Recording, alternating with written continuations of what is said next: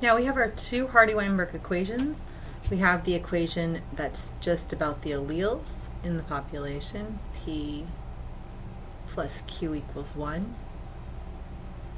And we have the equation that's about the genotype frequencies in the population, where we have the genotype frequencies P squared plus 2PQ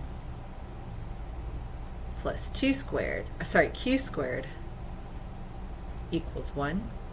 And these are both going to be true for a Hardy-Weinberg population. That is a population where the allele frequencies are not changing between the generations. So here's the question: in the next generation, what do we expect to see?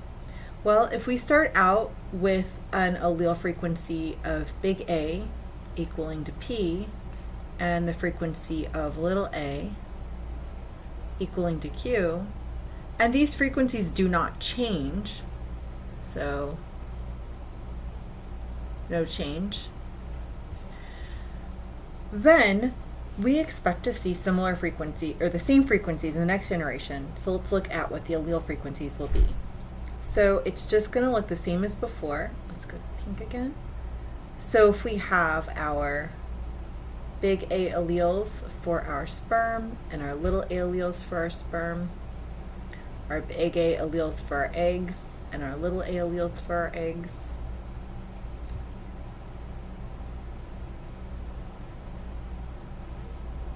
and our allele frequencies are going to be the same, so there's still going to be P and Q in this generation. Then we expect the genotypes big A, big A,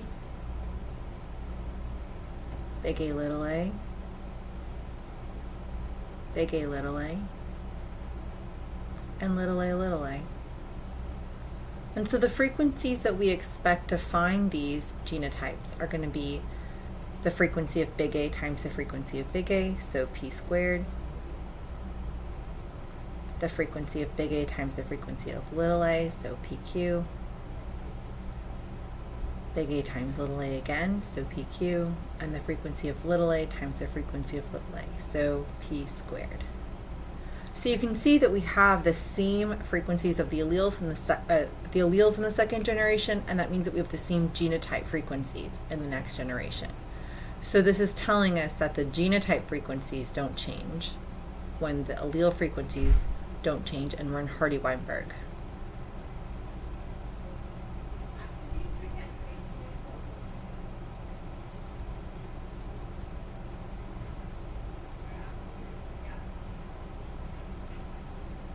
The genotype frequencies don't change in Hardy-Weinberg. So that's all that this shows.